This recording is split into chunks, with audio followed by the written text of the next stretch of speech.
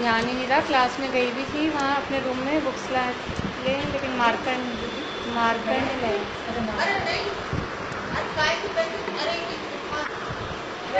कल हमने बात की थी काव्य पहले और दूसरे की। एक बार फास्ट थोड़ा सा रिवीजन करके फिर आगे बढ़ते हैं। भक्तामर यानी आप लोग बताते जाइए अर्थ। बोलिए भाभी। भक्तामर यानी भक्त यानी भक्त। हाँ।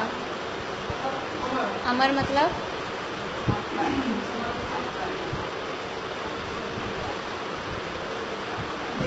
देव।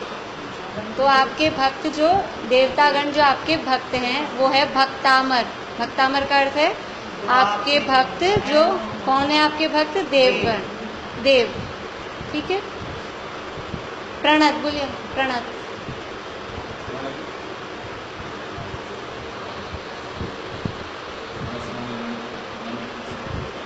झुके हुए, झुकते हुए या झुके हुए। मौली मुकुट, मौली यानी मुकुट। मणि यानी मणि, उसके मुकुटों की मणि। प्रभाणाम बोलो शैली। प्रभाणाम।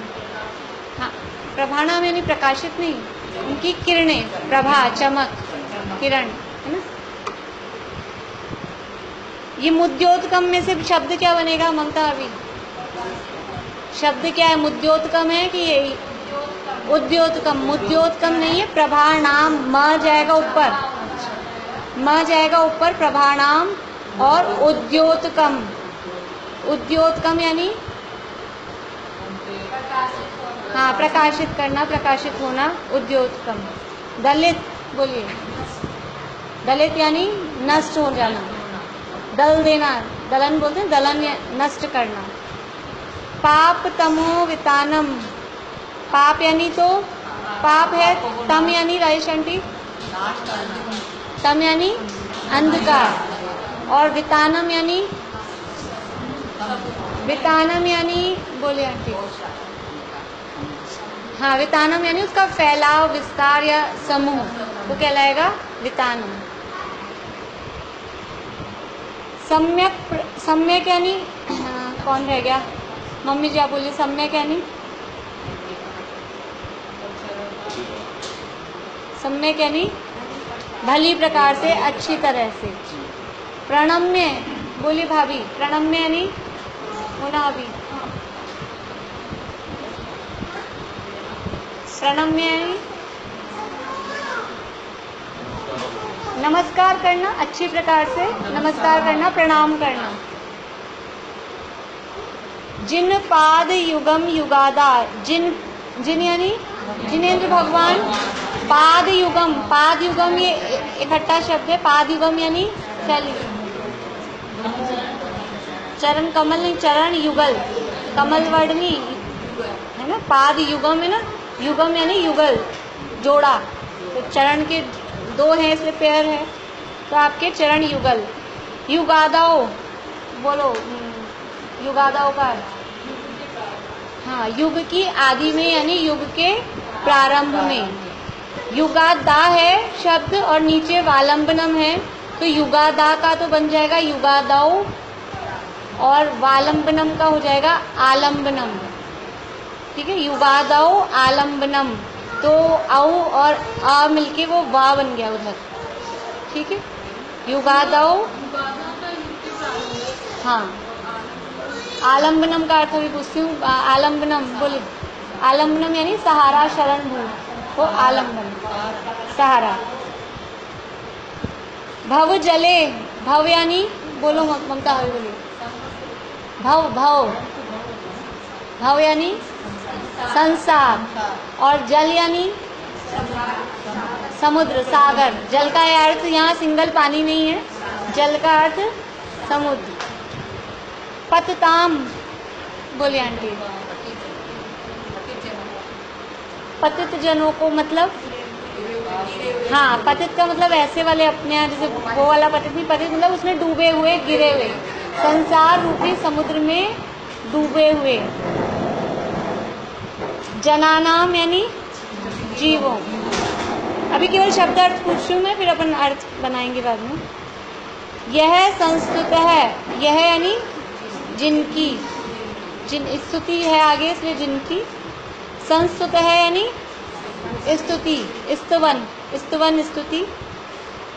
सकल वाङ्मय, सकल, सकल मतलब संपूर्ण, वाङ्मय मतलब, हाँ वैसे वाङ्मय बोलते हैं साहित्य को भी, तो संपूर्ण साहित्य अपने यहाँ क्या कहलाएगा, वो संपूर्ण जिनागम, संपूर्ण द्वादशांग। तत्वबोधात्,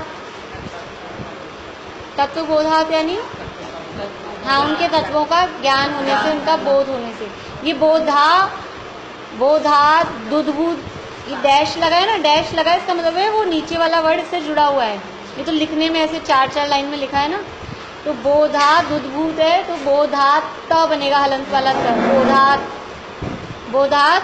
और दुधभूत की जगह क्या बनेगा, उद्भूत, उद्भूत, उद्भूत यानी बोलिए उत्पन्न होना, उद्भूत यानी उत्पन्न होना। बुद्धि पटुभी, बुद्धि मीन्स बोले मनीषा भी, बुद्धि यानी, बुद्धि मतलब बुद्धि, अपना मति ज्ञान, वो मति बुद्धि। और पटुभी यानी हाँ उसकी कुशलता, उसकी चतुरता, बुद्धि की कुशलता। सुरलोकनाथई, सुरलोकनाथई, हाँ सुरलोक यानी स्वर्ग, और उसके नाथ यानी उनके वहाँ के, उनके इंद्र। सुरलोकनाथई, सुरलोक माने स्वर्ग और उनके नाथ माने इंद्र, तो देवताओं के इंद्र। स्तोतेर, स्तोते यानी स्तोत्र, कैसा स्तोत्र, स्तुति।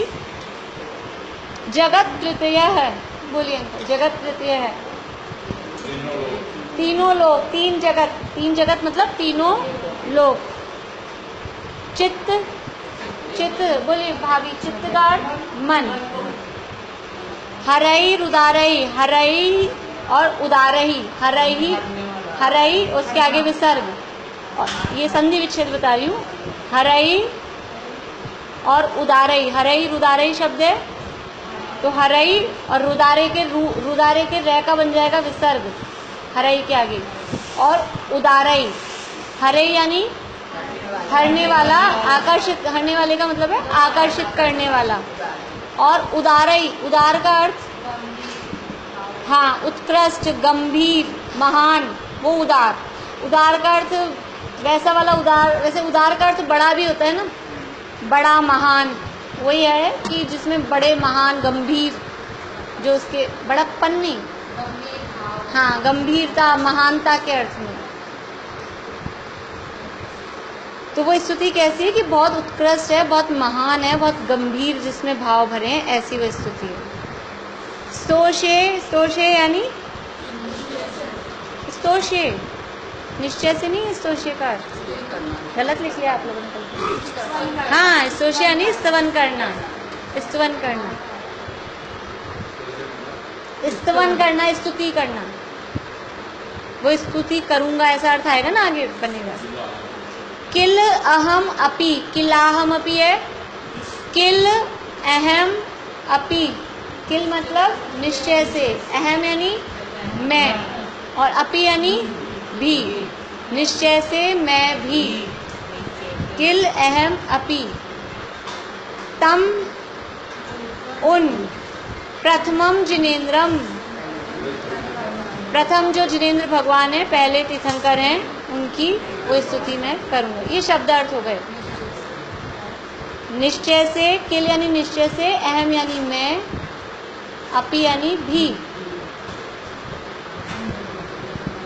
तम यानी तम, तम, तम यानी उन, प्रथमम जिनेन्द्रम, तम यानी वो अंधकार वाला तम नहीं, ये त पे बस अंक की मात्रा है ना, तम यानी उन, हाँ उन भगवान की, उन या उस, अभी उस तो अपने को अविनय सा लगता है ना, उन भगवान। प्रथमम जिनेन्द्रम यानी प्रथम जो तीर्थंकर हैं जिनेन्द्र भगवान है, आदिनाथ भगवान, उनकी स्तुति करूँगा। ये दो ही शब्द हैं, इन दो शब्दों से पता लगता है कि आदिनाथ भगवान का स्तोत्र है। मूल नाम क्या है इसका, आदिनाथ स्तोत्र, लेकिन हम बोलते क्या हैं, क्यों कहते हैं इसका नाम भक्तामर क्यों पड़ा, भाभी, भक्तामर क्यों पड़ा इसका नाम? पहला अक्षर क्योंकि पहला शब्द भक्तामर है, इसलिए स्तोत्र का नाम क्या पड़ गया? भक्तामर। भक्ति पूर्वक तो किया ही गया है, लेकिन उसका पहला जो शब्द है, पहला वर्ड वो जो होता है, उससे अपन नाम बना देते हैं। आप पूजा करते हो देवशास्त्र गुरु की, कौन सी करें आज? केवल रवि, ऐसे बोलते हैं ना कि प्रथम देव, कि शुद्ध ब्रह्म, ये नाम है उन पूजाओं के? ये नाम तो नहीं है, लेकिन हमने नाम ऐसे डाल दिए पूजाओं के, ऐसे ही।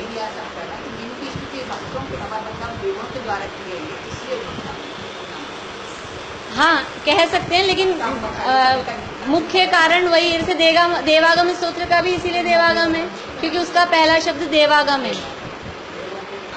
अब उसमें अपन ऐसा अर्थ कि देव जिनके स्तुति करने आते हैं, लेकिन वास्तव में वो यही है कि पहला शब्द जो है उससे उसका नाम पड़ा है स्तोत्र का। देखिए, भक्तामर प्रणत मौली मणि प्रभाणाम उद्योतकम, ये यहाँ तक का अर्थ बनेगा इकट्ठा। भक्तामर प्रणत मौली मणि प्रभाणाम उद्योतकम, जो अमर भक्त मतलब जो देवता आपके भक्तगण हैं, जो आपके चरणों में झुके हुए हैं, उनके मुकुटों की मणियों की चमक को, उनके प्रभा को प्रकाशित करने वाले, मतलब झुकते हुए जो आपके चरणों में देवता झुक रहे हैं, तो उनके जो मुकुट हैं, मुकुट की मणियाँ किससे प्रकाशित हो रही हैं? ऐसे तो मुकुटों में मणियाँ दिख नहीं रही थी, खड़े थे जब तो, और जैसे ही वो झुके आपके चरणों में, तो वो मणियाँ जगमगाने लग गई। कहीं से जगमगाने लग गई कि आपके नाखूनों की चमक से उनके मुकुटों की मणियाँ। ये कहना क्या चाहते हैं यहाँ पे कवि? वो ये कहना चाह रहे हैं कि देवताओं के इतने बड़े बड़े हीरे जवाहरात आपके नाखून की भी बराबरी नहीं करते। यानी उनका परमावतारिक शरीर इतना दिव्य है, परमावतारिक शरीर की अपने को इमेजिनेशन ही नहीं होती।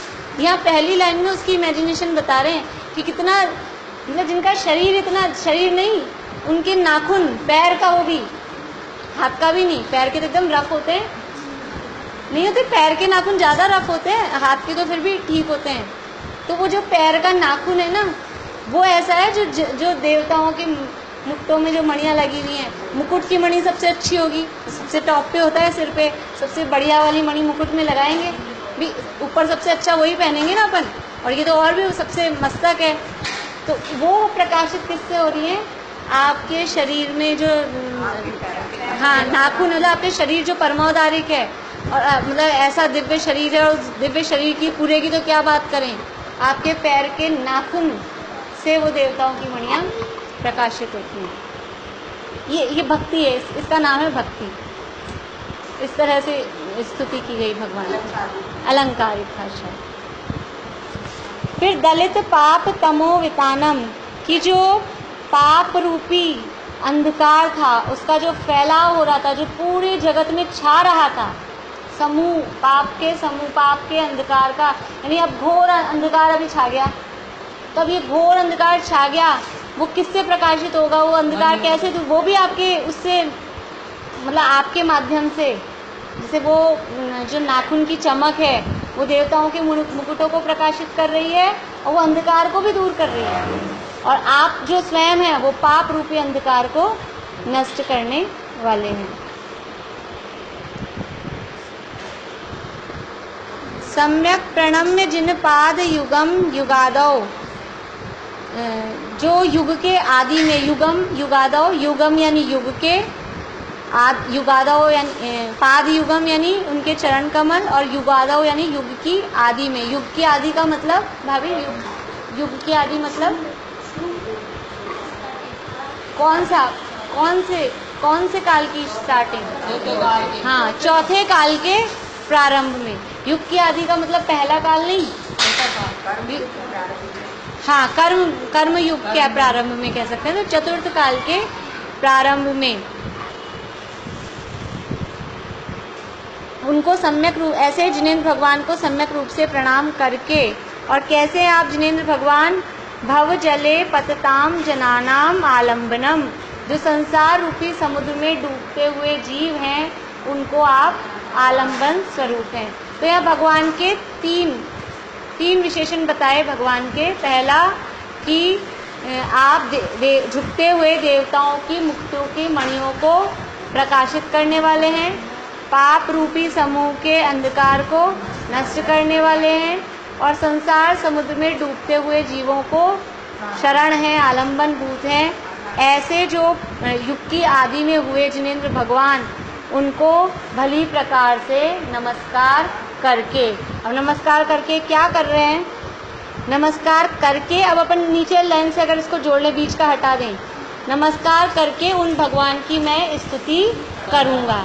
अब वो उन भगवान की स्तुति करूँगा तो वो स्तुति कैसी है, स्तुति करूँगा ना, तो स्तुति कैसी है कि वो स्तुति किसने की थी, यह संस्तुतः सकल वाङ्मय तद्बोधात् उद्भूत बुद्धि पटुभि सुरलोकनाथ है, कि जिनकी स्तुति किसने की, उनकी स्तुति जो संपूर्ण द्वादशांग के ज्ञान से, जिनकी बुद्धि पूरी कुशल हो गई है, संपूर्ण द्वादशांग का तत्व बोध जिनको हो गया, संपूर्ण द्वादशांग का जो मर्म था वो जिन्होंने जान लिया और उनकी बुद्धि इतनी कुशल हो गई, ऐसे देवताओं के इंद्र ने भी जिनकी स्तुति की है, ठीक है।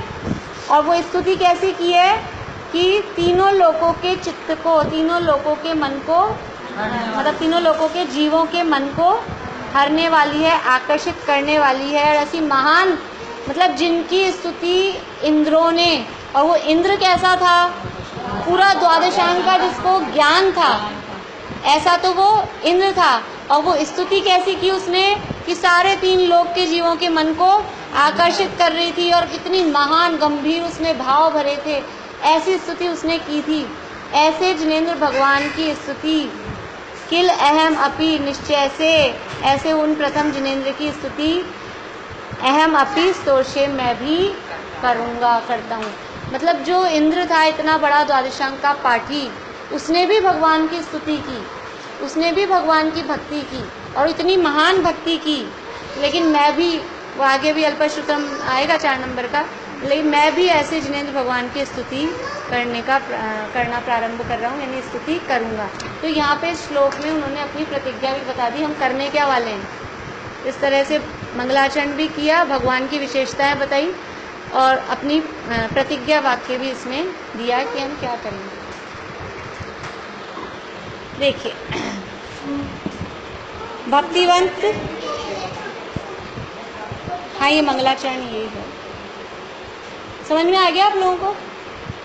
नीचे देख लीजिए एक बार, भक्तिवंत देवताओं के नम्रीभूत मुक्तों की मणियों को अपने पद नखों की कांति से जगमगाने वाले, यानी प्रकाशित करने वाले, ठीक है।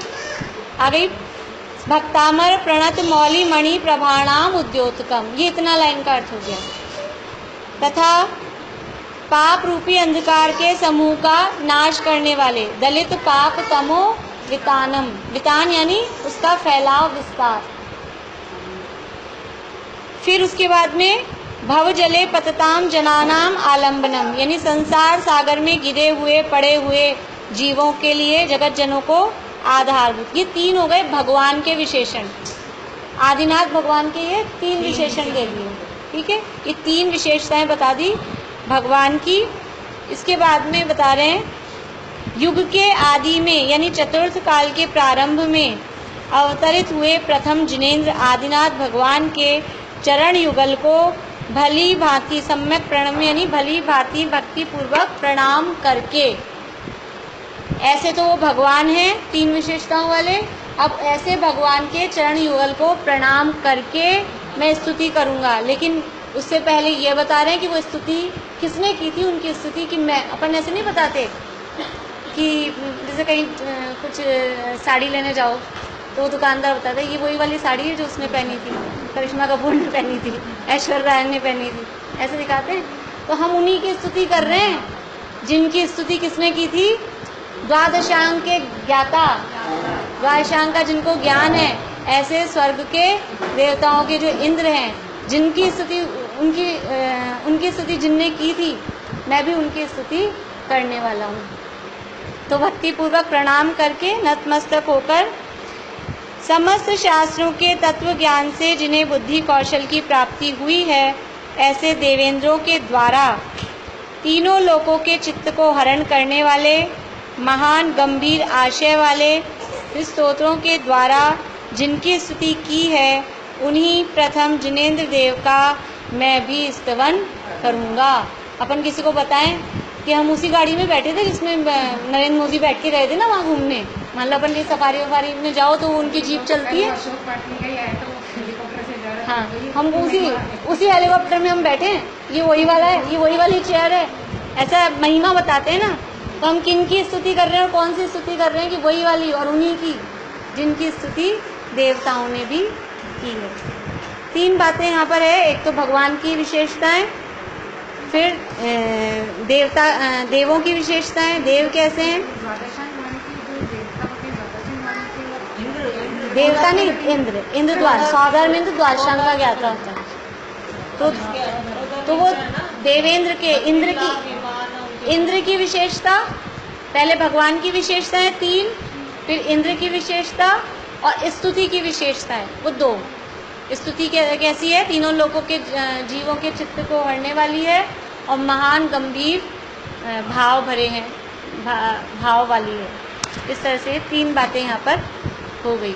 और इस पहले और दूसरे काव्य में क्या बताया गया है कि एक तो भगवान को नमन, मंगलाचरण पूर्व में भगवान को नमस्कार किया है, यह है ना, सम्यक प्रणम्य, भले उनके चरणों में नमस्कार करके, उनके पाद युग में नमस्कार करके, तो भगवान को नमस्कार किया गया है। और अपनी प्रतिज्ञा वाक्य इसमें दिया गया है कि क्या बताने वाले हैं, क्या लिखने वाले हैं, वो स्तोत्र लिखने की प्रतिज्ञा की है। ये प्रश्न आपको बना के लिखने हैं। पहले और दूसरे छंद के आधार पर भगवान की विशेषताएं बताइए, फिर दूसरा प्रश्न देवों की विशेषताएं बताइए, देवेंद्रों की, देव की नहीं, देवेंद्रों की या इंद्र की विशेषता बताइए और स्तुति की विशेषता बताइए। तीन प्रश्न हो गए। और चौथा ये, हाँ लिख पाऊँ, चलिए पहले लिखिए। पहला मैं केवल प्रश्न लिख पाऊंगी अभी, हाँ उत्तर आप लोग लिखना, फिर नहीं बिल्कुल बने, कोशिश तो करना। पहले और दूसरे काव्य में क्या वर्णन किया गया है, पहला तो ये प्रश्न, क्या वर्णन किया है, मतलब अभी जो मैंने बताई ना 2 बातें।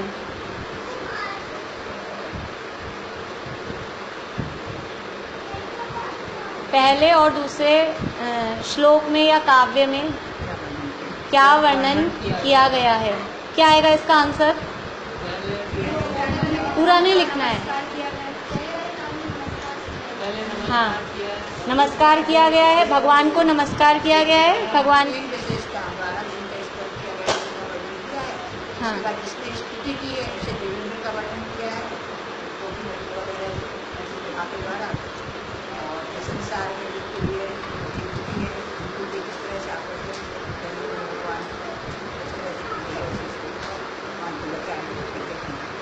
बहुत बढ़िया आंसर दिया आंटी ने। लेकिन अपन शॉर्ट में भी लिख सकते हैं कि भगवान की चरणों में नमस्कार किया गया है और स्तोत्र लिखने की प्रतिज्ञा की गई है। अभी इतना शॉर्ट में भी लिख सकते हैं।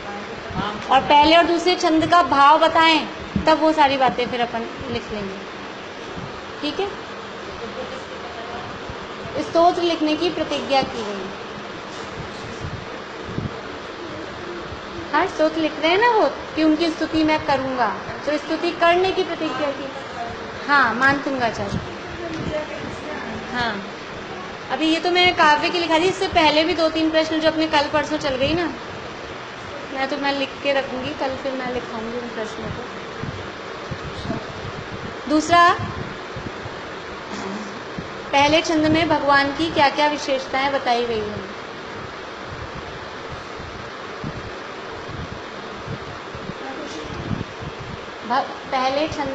पहले श्लोक में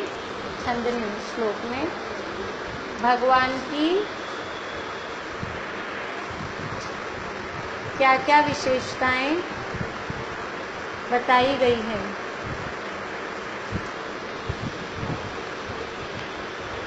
दूसरे छंद के नेक्स्ट क्वेश्चन, दूसरे श्लोक के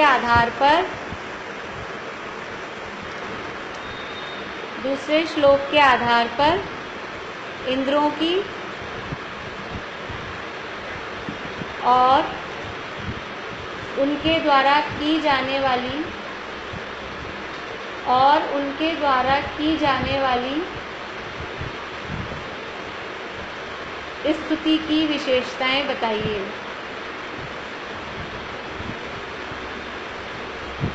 उनके द्वारा की जाने वाली स्तुति की विशेषताएं बताइए। मैंने दोनों को एक में कर दिया, दोनों क्वेश्चन। ठीक है,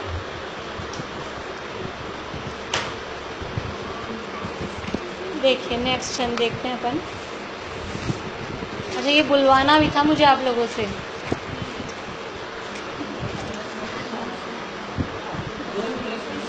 बोलो।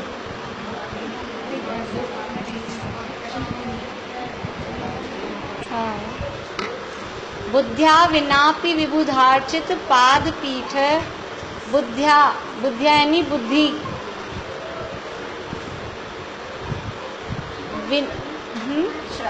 तीसरा का क्या? अभी पढ़ना आप कल ही करेंगे, पढ़ने में फिर वही हो जाएगा। अभी केवल शब्दार्थ बता देती हूँ तो थोड़ा सा कल इतनी दिक्कत नहीं होगी फिर से। बुद्धिया यानी बुद्धि। बिना अपि, विनापि है तो बिना अपि, विनापि। बिना अपि यानी बुद्धि बिना भी, यानी बुद्धि नहीं होने पर भी, बुद्धि विहीन होने पर भी। बुद्धिया विनापि यानी बुद्धि रहित होने पर, बुद्धि विहीन होने पर भी। विबुधार्चित, विबुधार्चित में दो शब्द हैं, विबुध और अर्चित। विबुध अर्चित, विबुध बोलते हैं देवों को।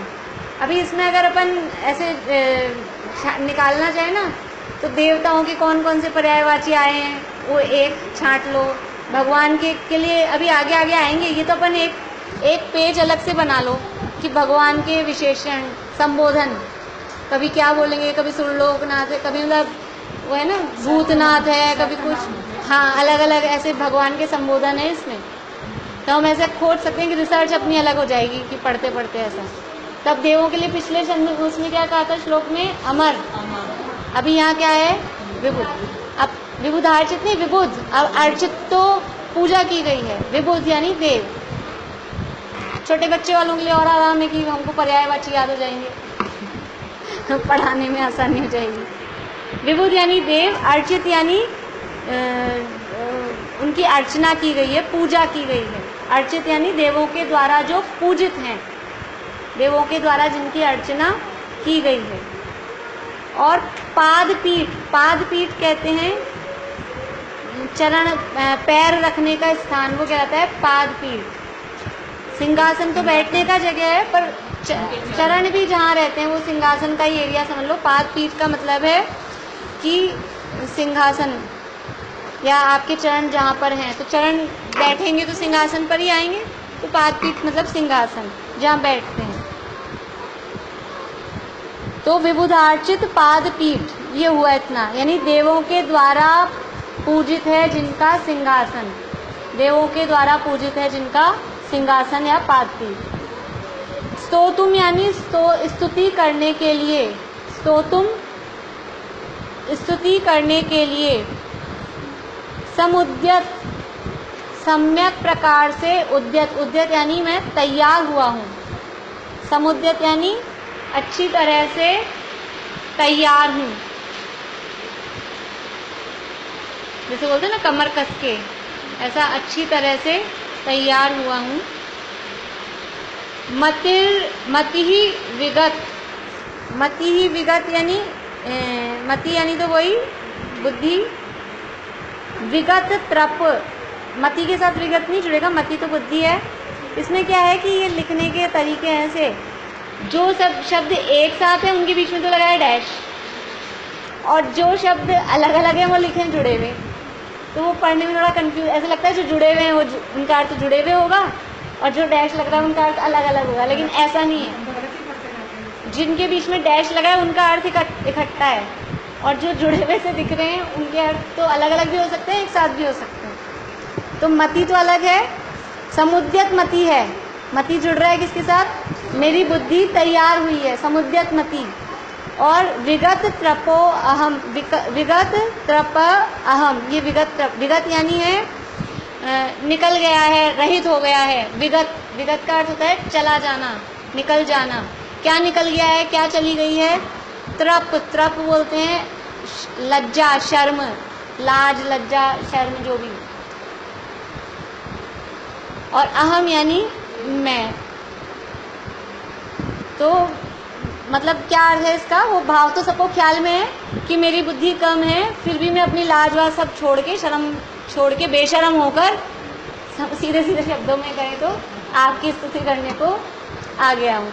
मैं आप इतने महान हो जिनके सिंहासन देवों के द्वारा पूजनीय है। और पिछले हमने श्लोक में बताया कि जिनकी स्तुति द्वादशांग के पाठी इंद्र ने की, और मेरे पास कौन सी बुद्धि है? बुद्धिया विनापी, बुद्धि है नहीं, कुछ है नहीं, और फिर भी अपनी बेशर्म हो गया, आपकी स्तुति करने आ गया। ऐसा अपना मतलब लघुता प्रदर्शित कर रहे हैं, खुद की लघुता।